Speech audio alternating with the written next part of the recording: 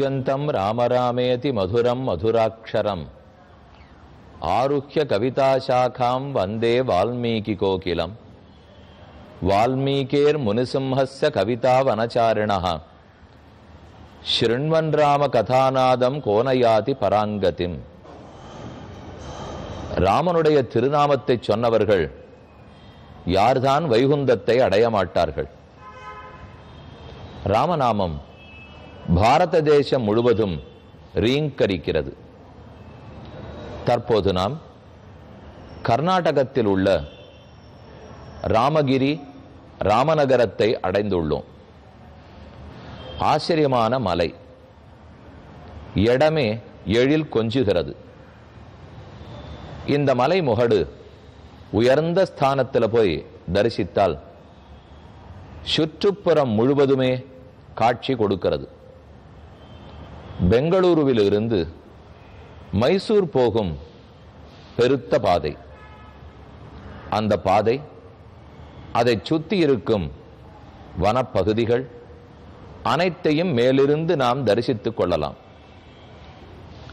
தற்போது மலை மேலே பட்டாபிஷேக ராமர் சன்னதிக்குள் செல்கிறோம்.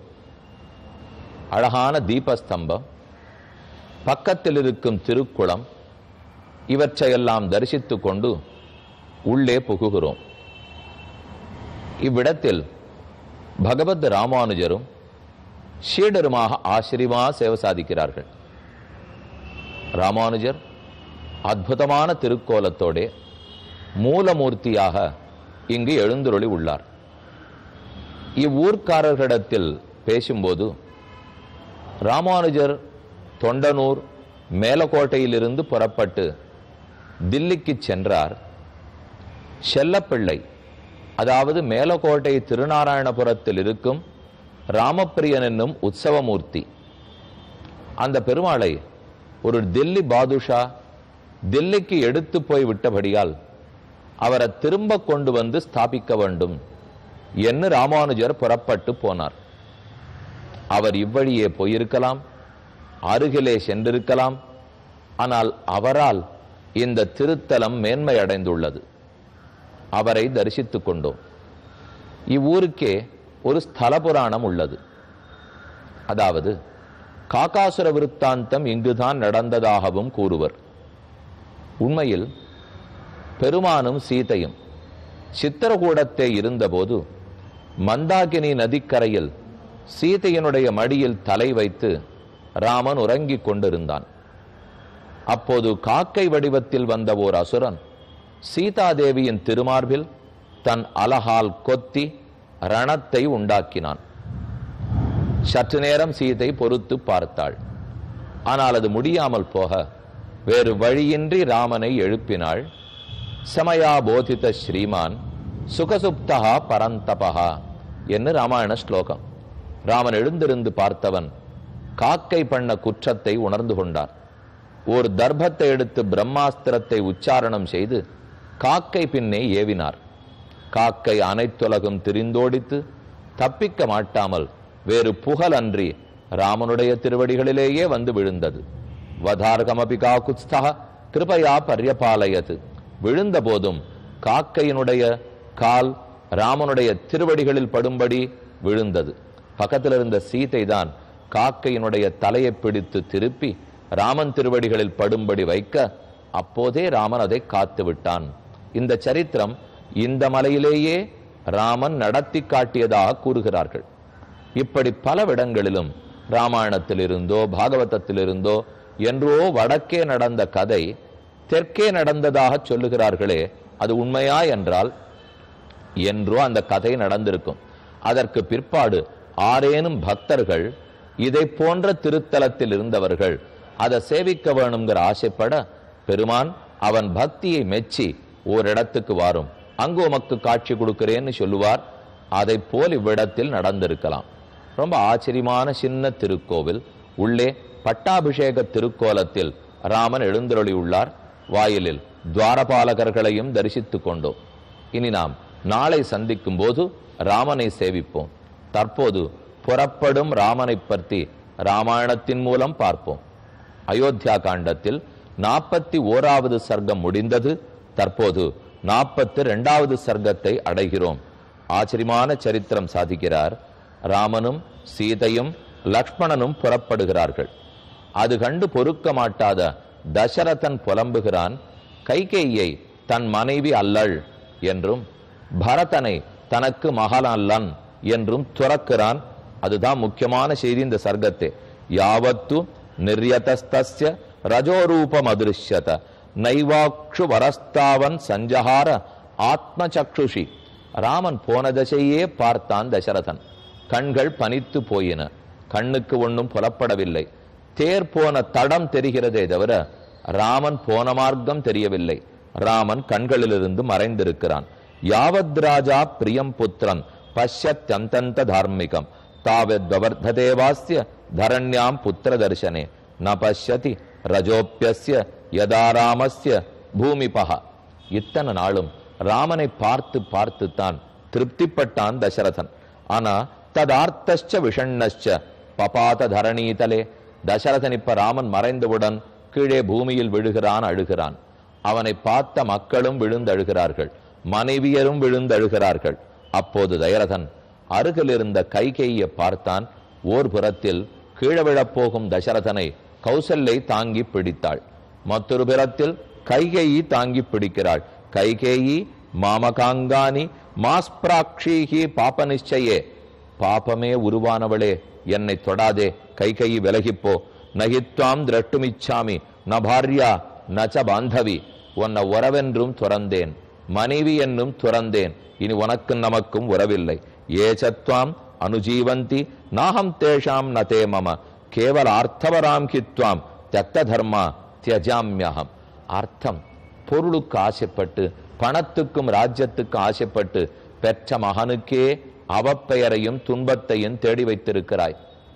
ஆகவே தர்மத்தில் விருப்பம் இல்லாமல் பொருளிலும் கெட்ட எண்ணம் கொண்டவளான உன்னை இத்தோடு துறந்தேன். அகிருண்ணாம் யச்சதே பாணிம் அக்னிம் பரியணயம் பரியணயஞ்சயது அனுஜானாமி தத் சர்வம் அஸ்மின் லோகே பரத்ரச்ச. உன்னை நான் கைப்பிடித்தேன் கைகேயி. அப்போது இனி இந்த கையை விடமாட்டேன்னு சொன்னேன். இப்போது மாற்றி கூறுகிறேன். அதனால் எனக்கு குற்றம் வரும்னு பார்க்கிறாயா? இல்லை. தர்மத்தின் வழி நீ நடந்தால் உன் கையை விடமாட்டேன்னு சொன்னேன். சகதர்மச்சாரிணி என்று உனக்கு பெயர். நான் அக்னியை சாட்சியாக வைத்து உன்னை கல்யாணம் பண்ணி கொண்ட போது தர்மத்திலிருந்து விலகாமல் இருந்தால் உன்னை கைவிட மாட்டேன்னு சொன்னேன். தர்ம மார்க்கத்தில் நடக்கவே உன்னை கைப்பிடிக்கிறேன்னு சொன்னேன். ஆனால் இப்போது நீ தர்மத்தை விட்டு விட்டாய், அதர்மத்தின் வழி சென்றாய். இனி நான் ஏன் உன் கையை பிடிக்க வேண்டும்? அதுதான் விட்டு விட்டேன். பரதச்சேத்து பிரதீதஹா ஸ்யாத் ராஜ்யம் பிராப்பெய்த தவ்யயம் என்மே சதத்யாத் பித்ரர்த்தம் மாமாம் தத்ருதம் ஆகமது. பரதன் வந்து நாட்டை ஆளுவான் என்று நினைக்கிறாயா? செய்ய மாட்டான். நீ அவனுக்காக நாட்டை பெற்று வைத்திருக்கிறாய். நின்னுடைய மகன் மேல், நின் மகன் மேல் பழி விளைத்திட்டு எனக்கும் பழியை ஏற்படுத்தினாய், உன் மகனுக்கும் பழி ஏற்படுத்தினாய். என் பெற்றாய் கைகேசி, இருநிலத்தில் இனிதாக இருக்கின்றாயே. நின் பற்றா நின் மகன் மேல் பழி விளைத்திட்டு உன் மகனுக்கு நல்லது பண்ணுவதாக நினைத்து கொண்டு தீயது செய்திருக்கிறாய். திருதராஷ்டிரன் துரியோதனன் முதலானோருக்கு நல்லது பண்ணுவதாக நினைத்து தீயது செய்தான்.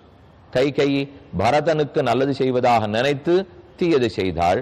பரதச்சேத் பிரதீதஹா ஸ்யாத் ராஜ்யம். பரதன் திரும்பி வந்தும் ஒரு நாளும் நாட்டை ஆளமாட்டான். நிவிருத்தைவ நிவித்வைவ சீததோ ரதவத்மசு ராஜ்ஞோ நாதிபபௌ ரூபம் கிரஸ்தம்யா சஜுதோ யதா.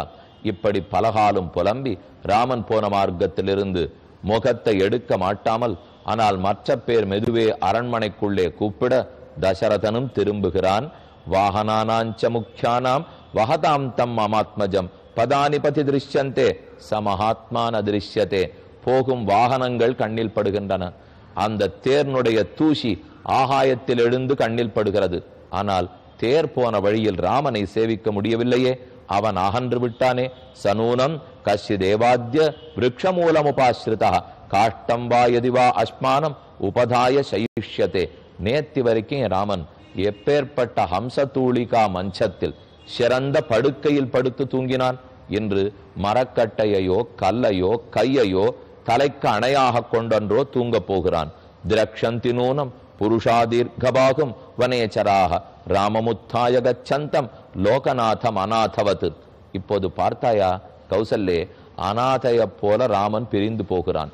ஆனால் உண்மை தெரியுமா, அவனை விட்டு பிரிந்த நாம் தான் அநாதர்களாகிவிட்டோம். நம்மை பிரிந்த ராமன் அநாதன், ராமனை பிரிந்தால் நாம் அநாதர்கள். நம் அனைவரையும் விட்டு போனான். இப்போது காட்டுக்கு கொண்டாட்டம் கௌசல்யே.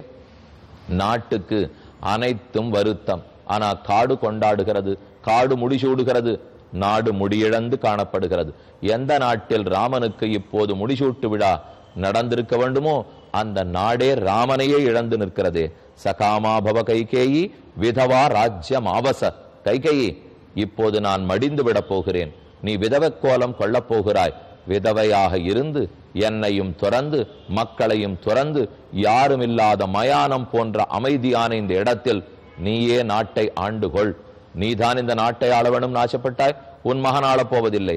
இஷ்டம் இருந்தால் நீதான் ஆள வேண்டும். ஆனால் நாட்டை ஆள்வதற்கு மக்கள் இருக்க மாட்டார்கள். என்ன ஓடும்?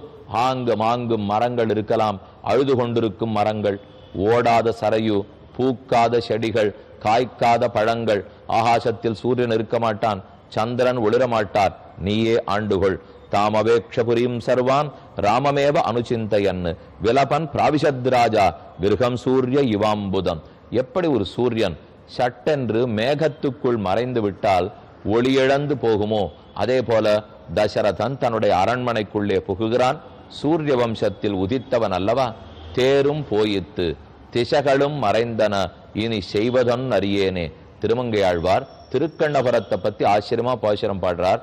தேர் போயித்து மாரிமாக்கடல் வளவனக்களையவன் வரபர திருமார்பில் தாரிநாசையில் போயின நெஞ்சமும் தாழ்ந்ததோர் துணை காணேன். ஊரும் துஞ்சித்து உலகமும் துயின்னது ஒளியவன் விசும்பியங்குன் தேரும் போயித்து திசைகளும் மருந்தன. இதோ ராமன் சூரிய குலத்தில் பிறந்தவன், அவன் தேர் மறைந்தது, திசைகள் தெரியலே, எது வடக்கு எது தெற்கு எது மேற்கு என்று புரியவில்லை. ராமனை இழந்து எப்படி நாடே தவித்ததோ காடு ஆனந்தப்பட்டது. தசரதன் நாட்டுக்குள் புகுகிறான். தன் அரண்மனையில் கௌசல்யாயாகிருகம் சீக்கிரம் ராமமாதுர்நயந்துமாம். ஹே ராமமாதா கௌசல்யை, அந்த கௌசல்யனுடைய அந்தப்புறத்துக்கு என்னை அழைத்து போங்கள். மற்ற ஒரு இடத்திலும் எனக்கு சாந்தி கிட்டாது. நஹ்யன்னத்ரமமாஸ்வாசா ஹிருதயஸ்ய பவிஷ்யதி புத்திரத்வய விஹீனஞ்ச ஸ்னுஷயாச்ச விவர்ஜிதம் அபஷ்யத் பவனம் ராஜா நஷ்டச்சந்திரம் இவாம்பரம். சந்திரன் இழந்து தவிக்கிற ஆகாசத்தை போலே தசரதனும் தவித்தான். 2 புதல்வர்களை இழந்தான். கைகேயிக்காவது ஒரு புதல்வன் இருக்க போகிறான், அதே போல சுமித்ரைக்காவது ஒரு புதல்வன் இருக்க போகிறான். ஆனால் பெற்ற ஒருத்தனையும் விட்டு கொடுத்த தாய் கௌசல்யை, பெற்றதே ஒருத்தனை, அந்த ஒருத்தனையும் இழந்திருக்கிறாள். தசரதன் இப்ப 2 இழந்திருக்கிறான். ராமனையும் லக்ஷ்மணனையும் இழந்து வருத்தத்தோட சுகிதாபததம் காலம் ஜீவிஷ்யந்தி நரோத்தமாக பரிஷ்வஜந்தோ ஏ ராமம் திரக்ஷந்தி புனராகதம். திரும்ப ராமன் வர வேண்டும். அந்த 14 ஆண்டா நான் உயிரோடு இருக்க போகிறேன். இளைஞர்கள் இருக்கலாம், நான் முதியவன், வயது 60,000. எப்போதோ எனக்கு மரணம் வரவேற்கிறது. ராமன் திரும்ப வரும் வரை நான் இருக்க மாட்டேன். அதராத்திரியாம் பபன்னாயாம் காலராத்திரியாம் இவாத்மனா அர்த்தராத்திரே தசரதா கௌசல்யாம் இதம் அப்ரவீத். தூக்கம் வாராமல் புரண்டு படுத்தவன் பாதி ராத்திரிக்கு எழுந்தமர்ந்தான். அருகில் இருக்கும் கௌசல்யை பார்த்து, கௌசல்யே, என்னை பத்தி நீ தவறாக நினைக்காதே. ஓருயிரான உன் ராமனை பிரித்தேன் என்று நினைக்கிறாயா? என் பால் கருணை கொள், என்னிடத்தில் இரக்கப்படு. உன் கையால் என் கையை கொடு. ராமனை தொட்ட கையால் என்னை தொடு. அது தொட்டாலாவது நான் உயிரோடு இருக்கிறேனான்னு பார்க்கிறேன். அழகான ஸ்லோகம். நத்வாம் பஷ்யாமி கௌசல்யே சாதுமாம் பாணினா ஸ்பிருஷ ராமம்மே அனுகதா திருஷ்டி அத்தியாபன நிவர்த்ததே. ராமன் பின்னே போன என் கண்கள் திரும்ப வரவில்லையே. நீயாவது என்னை தொடு. கண்ணை இழந்தேன், தொடு உணர்ச்சியாவது இருக்கிறதான்னு பார்க்கிறேன். தம் ராமமேவ அனுவிச்சிந்தயந்தம் சமீக்ஷ தேவி சயனே நரேந்திரம் உபோபவிஷாதிகமார்த்த ரூபா வினிஸ்வசந்தம் விலலாப கிருஷ்ணம். இப்படி கௌசல்யம் தசரதமாக ஒருத்தருக்கொருத்தர் அழுது கொண்டிருந்தார்கள். மேற்கொண்டு கம்பர் என்ன கூறுகிறார்? இப்ப பார்த்த ஸ்லோகத்தின் விளக்கமான பொருள் என்ன பார்ப்போம்.